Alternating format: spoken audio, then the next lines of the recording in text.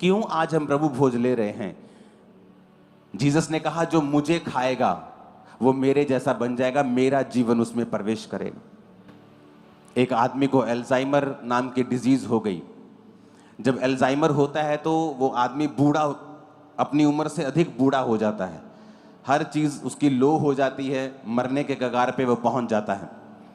उसके family members ने उसे होली कम्युनियन के बारे में बताया कि जीसस ने कहा जो मेरा बदन खाएगा, मेरा लहू पिएगा, उसमें जीवन है। ये कोई सांकेतिक चीज़ नहीं है, सिंबॉलिक नहीं है, ये रियल है। जीसस ने कहा आपके ब्लड में अगर टेस्ट किया जाए तो आपके ब्लड के टेस्ट को देखकर डॉक्टर लोग बता देंगे कि आप क्या खाते हैं। आपके यूरिक एसिड लेवल अगर ज़्यादा है वो बता देंगे आप चिकन ज़्यादा खाते हैं, आप पनीर ज़्यादा खाते हैं, या आप दाल ज़्यादा खाते हैं। तो आपके ब्लड लेवल से, ब्लड से सब बता देते, क्योंकि आपके ब्लड में वही है जो आपने खाया है।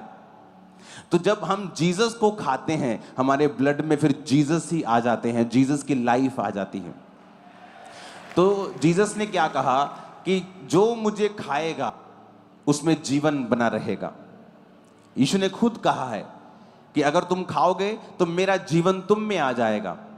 कौन सा जीवन? अब आप देख लो जीसस का जीवन कैसा था, कैसा था परमेश्वर का जीवन। अब जब यूहन्ना 6 उसकी 53 आयत को पढ़ते यीशु ने उनसे कहा मैं तुमसे सच सच कहता हूं, जब तक तुम मनुष्य के पुत्र का मांस ना खाओ और उसका लहू ना पियो तो तुम में जीवन नहीं है। परमेश्वर ने कहा मेरा मांस और मेरा लहू तुम्हें खाना पड़ेगा। जो मेरा मांस खाता और लहू पीता अनंत जीवन उसका है और मैं अंतिम दिन उसे जिला उठाऊंगा। और आप जानते हैं इस बात को सुनने के बाद चेलों ने ठोकर खाई। कहते ये कैसे हो सकता है, ये कैसे हो सकता है? हम किसी मनुष्य का मांस और लहू हम क्यों खा सकते हैं? लेकिन जीसस ने कहा ये मेरा शरीर है। रोटी को लिया और तोड़ा कि ये तुम्हारे लिए मेरा शरीर तोड़ा जाता है, यानी एक सेक्रीफाइस है, ये एक बलिदान है जो क्रूस के ऊपर मेरे शरीर का होगा तुम्हारे लिए। परमेश्वर ने कहा यह लहू का बलिदान तुम्हारे लिए होगा कि तुम्हारे पापों के कारण मेरा जवानी का जो काड़ा लहू है वो बहाया जाएगा। हालेलुया। और वचन कहता है, परमेश्वर ने कहा यह नई वाचा का लहू है। जब आप लहू को पीते हैं आप ग्रेस में प्रवेश कर जाते हैं। कौन सी ग्रेस? कि आप पुराने नियम में किसी किसी पर आत्मा उतरता था, किसी किसी के ऊपर परमेश्वर की कृपा होती थी, पर परमेश्वर ने कहा जो मेरा लहू पिएगा, मेरा बदन खाएगा और इस नई ग्रेस, नई वाचा के लहू के ऊपर विश्वास करेगा, अब जो कोई परमेश्वर को ग्रहण करेगा उसके ऊपर ग्रेस आ जाएगी। अब उसे पुरानी व्यवस्था के अनुसार नहीं जीना पड़ेगा, अब किसी किसी के आत्मा नहीं आएगा, सब मनुष्यों के ऊपर मेरा आत्मा उंडेला जाएगा। तुम्हारे बेटे बेटियां भविष्यवाणी करेंगे, तुम्हारे दास दासी के ऊपर परमेश्वर ने कहा मैं अपना आत्मा उंडेलूंगा। वो उन्हीं लोगों के लिए कहा जो उसके लहू को और उसके बदन को खाते हैं और परमेश्वर की कुर्बानी को रिसीव करते हैं। परमेश्वर ने कहा जो इस कुर्बानी को ग्रहण करेंगे, मेरे भोज को खाएंगे, मेरे लहू को पिएंगे, वो नई वाचा में प्रवेश कर जाएंगे। अब आप खुद एक याजक हैं, आप खुद एक राजा हैं। आपको परमेश्वर के पास जाने के लिए किसी याजक की जरूरत नहीं है, आपको पाप माफ करवाने के लिए मेरे पास आने की जरूरत नहीं है। बाइबल कहती है कि एक दूसरे के सामने अपने पापों को मान लो, लेकिन अब आप डायरेक्ट परमेश्वर से प्रार्थना कर सकते हैं, डायरेक्ट परमेश्वर से पापों को माफ करवा सकते हैं, डायरेक्ट परमेश्वर के अनुग्रह के सिंहासन के सामने जाकर मांग सकते हैं जो आपको चाहिए। आमीन। तो वचन क्या कहता है? परमेश्वर कहता है अगर तुम मेरा लहू पियोगे, मेरा मांस खाओगे तो तुम में जीवन बना रहेगा।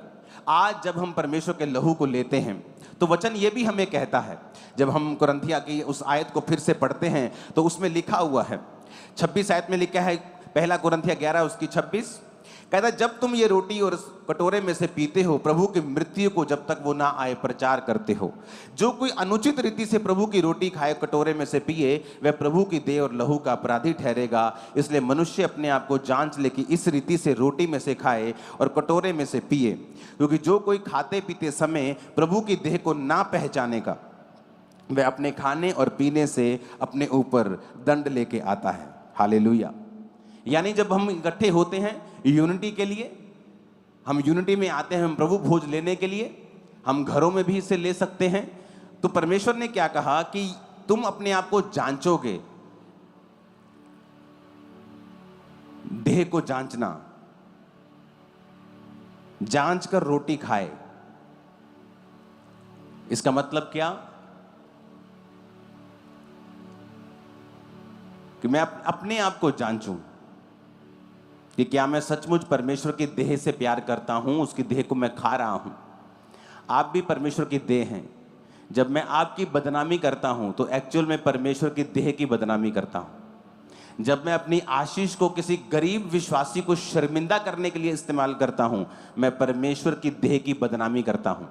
तो वचन कहता है तुम अपने ऊपर दंड लेके आओगे और बीमार रहोगे अगर प्रभु की देह को नहीं पहचानोगे। तो वचन कहता है जो कि प्रभु का देह खाएगा और लहू पिएगा उसमें जीवन होगा। यही वचन उसको दिया गया। जब अल्जाइमर नाम की डिजीज उसे हुई, वचन दिया गया कि परमेश्वर चाहता है कि तू चंगा हो। उसने लहू को बहाया, उसने तेरे लिए बदन दिया है। वो बदन और लहू को लेना शुरू हो गया। जब 3 दिन लगातार उसने घर बैठे परमेश्वर का बदन लिया और रोज लहू लिया, घर बैठा रहता था। कोई ऐसे पेशेंट चल नहीं सकते ज़्यादा, वो लो होने शुरू होते हैं और मर जाते हैं।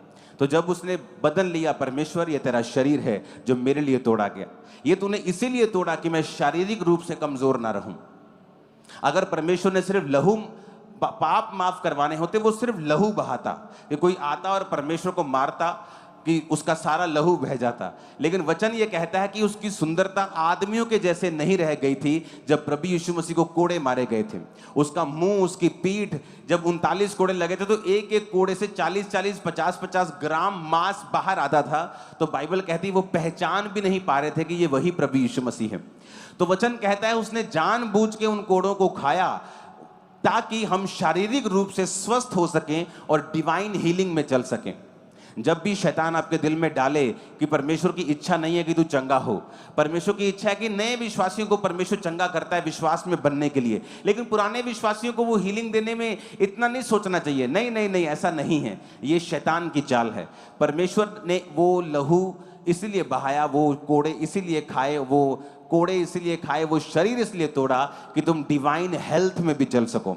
जब उसने 3 दिन वो लेता रहा, रोज बदन को लेता था, बोलता था प्रभु तेरे वचन में लिखा है ये शरीर तूने मेरे लिए तोड़ा, मैं इस शरीर को खाता हूं।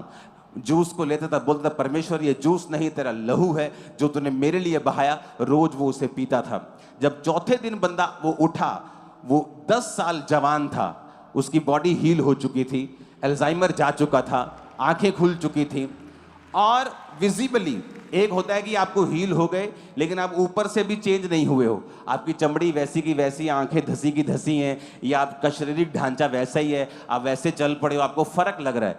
कहता विजिबली फर्क था, दिखने में फर्क लग रहा था। चमड़ी जवान हो रही थी, आंखें बाहर आ रही थी, जवान लग रहा था, चल रहा था। और वो आदमी पूरी तरह से आज हील हो चुका है, चंगा हो चुका है, ऐसी एक बीमारी से जिसका इलाज मेडिकल साइंस के पास भी नहीं है। कारण क्या? प्रभु भोज। जब आप प्रभु भोज की ताकत को समझते हैं, इसलिए तो कहा जाता है कि विश्वासी एक दूसरे को माफ करे, क्योंकि जिस प्रभु का आप भोज ले रहे हैं ये जानते हुए कि मेरा कातिल इसी मेज के ऊपर बैठा है, तब भी वो पेशेंस रखता है। इमेजिन करो आप उस प्रभु के शरीर को खा रहे हो, तो आपको कैसा फोकस और कैसा पेशेंस आपको रखना चाहिए अपनी लाइफ में।